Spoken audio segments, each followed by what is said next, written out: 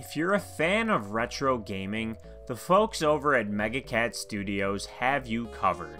Not only do they release modern indie games on modern platforms, but they also are involved in keeping the spirit of some of us older folks' youth alive with new games on platforms like the Sega Genesis and the Nintendo Entertainment System.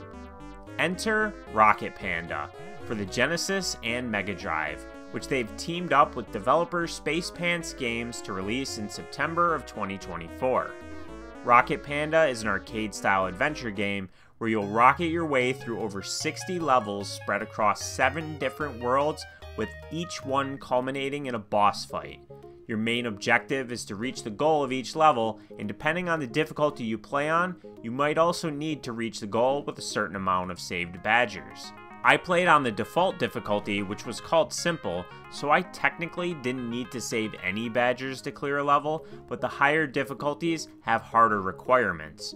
Rocket Panda is a really simple game to control. You move the D-pad, and you can press any of the 3 main buttons to use your boost, but only after you collect a cup of coffee pickup. As I mentioned before, your main goal is to reach the exit, but you are supposed to save the 3 badgers on each level as well.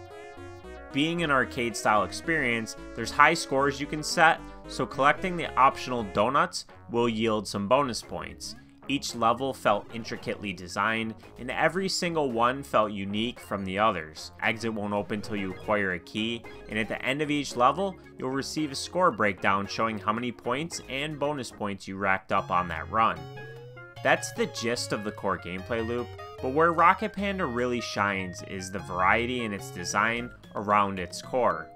Every world is filled with new enemies, traps, and level designs to keep this feeling fun and increasingly challenging the further you get into it, with the final world actually being incredibly difficult even on the simple setting, so don't let the charming visuals fool you.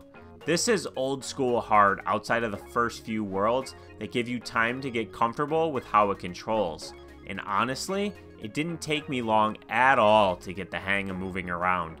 Keep in mind you're flying, so it has a slightly floaty feel to it, but overall, it felt tight and responsive.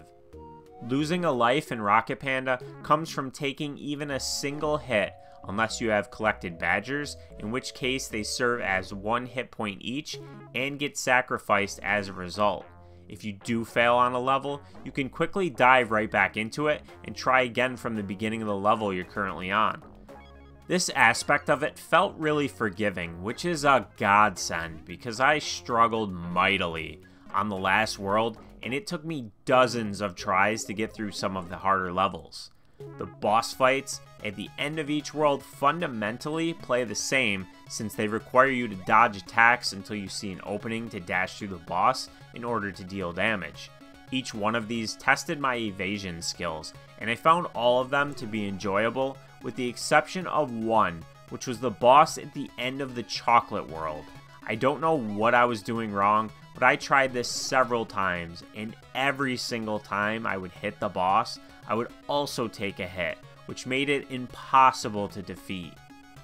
Luckily, all the worlds are available from the start, so I was able to essentially skip past it and just move on to the next world.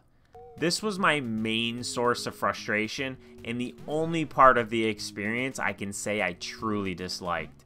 Everything else about Rocket Panda was enjoyable. The graphics are really colorful and pleasant, the sound design is great, and the music is decent enough, especially by Genesis Megadrive standards.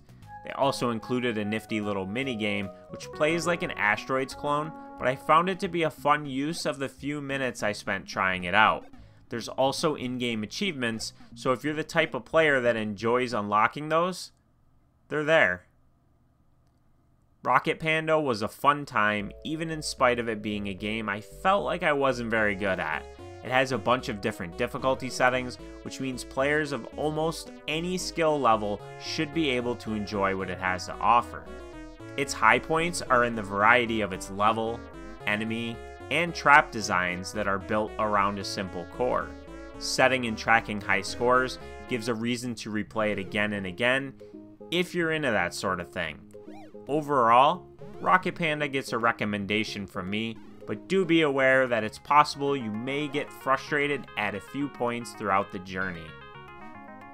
If Rocket Panda sounds like a game you want to buy for yourself, I'll have a link to Megacat's website in the description below so you can choose from the available options they have to purchase a copy. I appreciate you watching this review. If you enjoyed it, give the video a like, subscribe if you haven't done so already, and let me know in the comments if you have any questions, and I'll be sure to get back to you. But until next time, have a good one.